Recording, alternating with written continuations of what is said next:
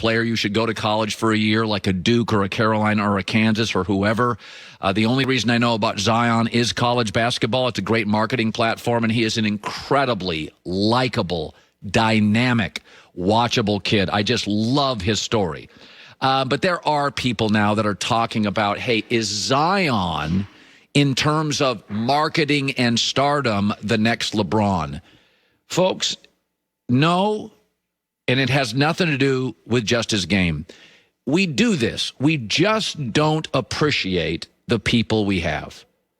I've been doing this 30 years. There are 3 athletes that have simply been as big as the league they play in: Michael Jordan, Tiger Woods, and LeBron James. And that is it. If Tom Brady retires tomorrow, I watch less New England Patriot football. I don't watch less football. Okay, Michael Jordan left. The NBA lost 50% of its ratings, meaning he had equal value to the league. Tiger Woods out of contention. Even the Masters plummeted.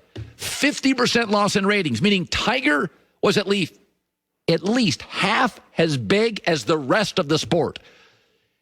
If James Harden retired tomorrow, or Giannis, or Kemba Walker, or Russell Westbrook, league would be fine. If LeBron retired tomorrow, revenues would sink. The salary cap would go down.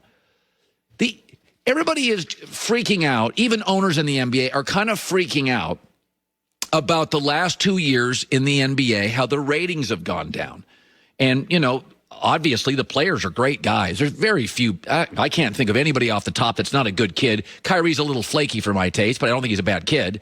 The league has great marketing. I've never seen more good players. Every time I go to an NBA game, I'm struck by how much the fans like the kids. It's just, it doesn't matter if it's Dame, it's Giannis. They're just likable players.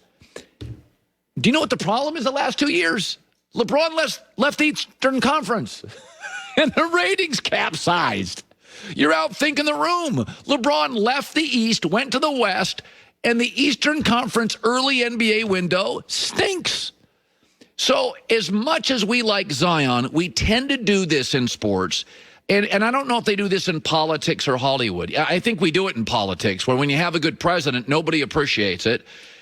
We are so lucky. I feel so lucky that I got to watch Michael Jordan when I'm in my 20s, and I'm starting as a sportscaster, and Michael Jordan owned the world. And then here I get in my 30s and early 40s, and Tiger Woods owned the world, and now LeBron. But it's interesting with Tiger and LeBron, and maybe it's social media, maybe it's the snarkiness that's devoured all of the country. The division we've had in the last 15, 20 years, I do think social media is a part of it. I never thought we appreciated Tiger in the moment. Half the people liked him and half didn't. And I was always like, listen, Tiger Woods changed my television habits. It'd be like 4 o'clock on a Sunday. I was like, oh, Tiger. They're like 2 shows in my life have done that, maybe 3. The NFL, The Sopranos, and Tiger Woods. Oh, it's 4 o'clock on a Sunday. I got to get to a television. So as much as I like Zion, do you get MJ, Tiger, LeBron? They're half as big as the league. And you're lucky LeBron always talks about our game. Many of you think LeBron is selfish. I thought last year he was distracted. Distracted isn't selfish. Okay, LeBron, the league needs him, and he knows it. That's why whenever LeBron talks, you ever notice what he talks about? He talks about, quote, our game. He's the ambassador and the face. He is the foundation of this house. Zion is just a really cool sports car Dad bought this weekend and parked in the garage. Can't wait to drive it. Oh, it's fun. Goes around the curves real great. But there's a difference between a cool sports car and the foundation and the mortgage and the title of the house, and that is LeBron. Can't wait to watch him tonight. Zion is, I got to tell you, there are not many players at 19 years old. I like Luka and Dallas. Like him. Zion gets me to a TV. Luka doesn't get me to a TV. Not much. Zion gets me to a TV. Not LeBron level, but he does. All right, coming up next, Dak and the Cowboys have not talked since September. They got everybody else signed. I'm surprised they haven't signed their long snapper and their punter to a deal. My thoughts on that Dak situation. Coming up next, we also go to the NFL Combine today. Rick Bucher stops by. We got about 25 games. By the way, Joy's Heat and my Utah Jazz are capsizing. They're just not. Something's gone wrong. Something has gone. Yeah, you can't lose to the Cavs. Can't make it to overtime with the Cavs. Unacceptable. Unacceptable.